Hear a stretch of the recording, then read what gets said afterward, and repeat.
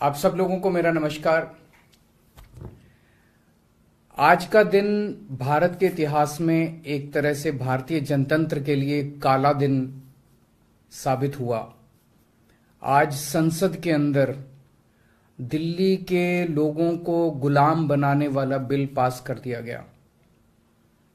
ये बिल दिल्ली के लोगों को बेबस बना देता है, असहाय बनाता है, लाचार बनाता है, गुलाम बनाता है। जब हम आजाद नहीं हुए थे 1935 में, अंग्रेजों ने एक कानून बनाया था। उस कानून का नाम था गवर्नमेंट ऑफ इंडिया एक्ट। उस कानून में अंग्रेजों ने यह लिखा था कि भारत में चुनाव तो होंगे, लेकिन जो सरकार चुनी जाएगी उसको कोई काम करने की पावर नहीं होगी, काम करने की शक्तियां नहीं होंगी। जब हमारा देश आजाद हुआ तो हमने संविधान बनाया और संविधान में हमने लिखा कि चुनाव होंगे, लोग अपनी सरकार चुनेंगे और जो सरकार चुनेंगे उस सरकार को लोगों के लिए काम करने की सारी शक्तियां होंगी। आज आजादी के 75 साल के बाद प्रधानमंत्री मोदी जी ने दिल्ली के लोगों की आजादी छीन ली। उन्होंने 1935 वाला अंग्रेजों का कानून बनाया है कि दिल्ली के लोग चुनाव तो होंगे, दिल्ली के लोग अपनी सरकार तो चुनेंगे, लेकिन उस सरकार को काम करने की कोई भी शक्ति नहीं होगी। ये कानून आज हमारे देश की संसद ने पास किया है। दिल्ली के लोगों की वोट की अब कोई कीमत नहीं बची है। अब सरकार बनाई, उस सरकार की कोई शक्ति नहीं है। सुप्रीम कोर्ट ने एक आदेश दिया था, 11 मई को सुप्रीम कोर्ट ने आदेश दिया था। सुप्रीम कोर्ट ने क्या कहा? सुप्रीम कोर्ट ने कहा भारत एक जनतंत्र है। इस जनतंत्र में हम अपनी सरकार चुनते हैं, जनता अपनी सरकार चुनती है और उस सरकार को जनता के लिए काम करने की पूरी ताकत होनी चाहिए, सुप्रीम कोर्ट ने कहा। प्रधानमंत्री जी ने एक ही हफ्ते के, सुप्रीम कोर्ट का जैसे आदेश आया, एक हफ्ते के बाद उसको सुप्रीम कोर्ट के आदेश को पलट दिया और उसके खिलाफ एक अध्यादेश लेके आए। और आज हमारे देश की संसद ने उस अध्यादेश को इस देश का कानून बना दिया कि अब दिल्ली के लोगों की चुनी हुई सरकार को काम करने की कोई ताकत नहीं होगी। अब इस कानून में लिखा है कि दिल्ली के लोग जो मर्जी सरकार बनाएं, लेकिन उस सरकार को चलाएंगे एलजी साहब और मोदी जी, सीधे सीधे वही लोग चलाएंगे इस सरकार को। तो इससे साफ जाहिर है कि प्रधानमंत्री मोदी जी कह रहे हैं कि मैं सुप्रीम कोर्ट को भी नहीं मानता।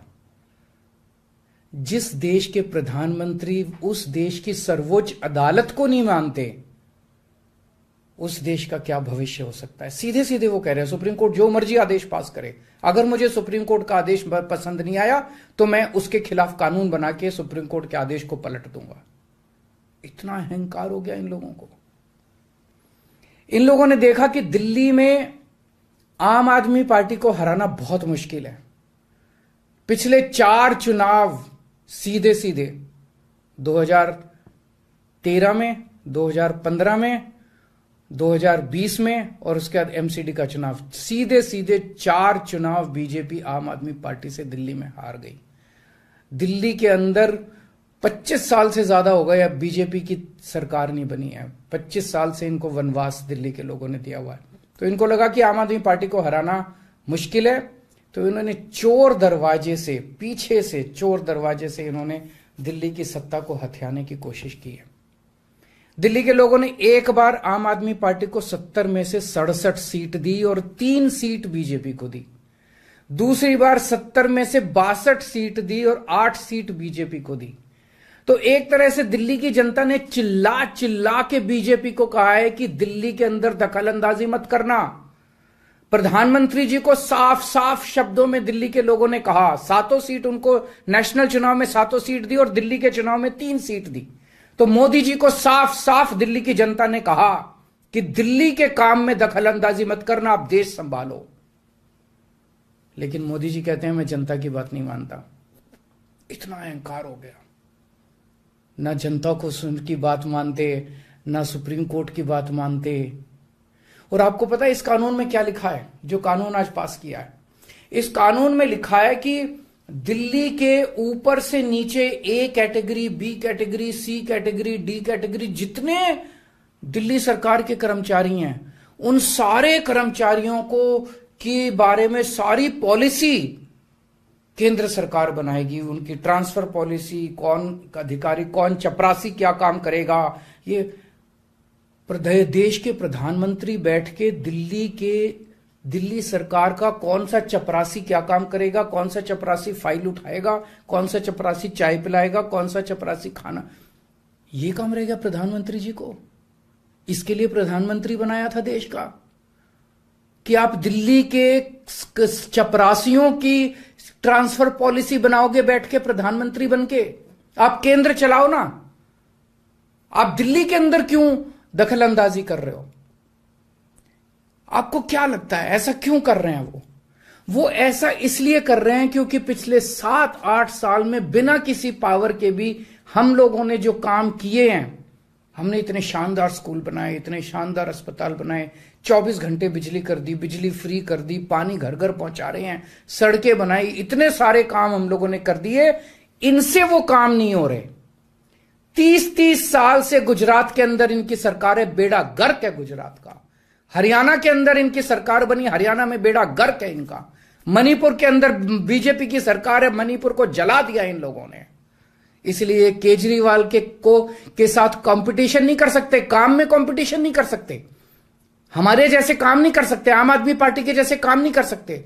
इसलिए केजरीवाल को काम करने से रोको, किसी भी तरह से केजरीवाल को काम करने से रोको, बस ये इनका मकसद है। मैं सुन रहा था अमित शाह जी को, वहां पे संसद में भाषण दे रहे थे, कहते हैं झगड़ते बहुत हैं ये लोग, झगड़ते बहुत हैं ये लोग।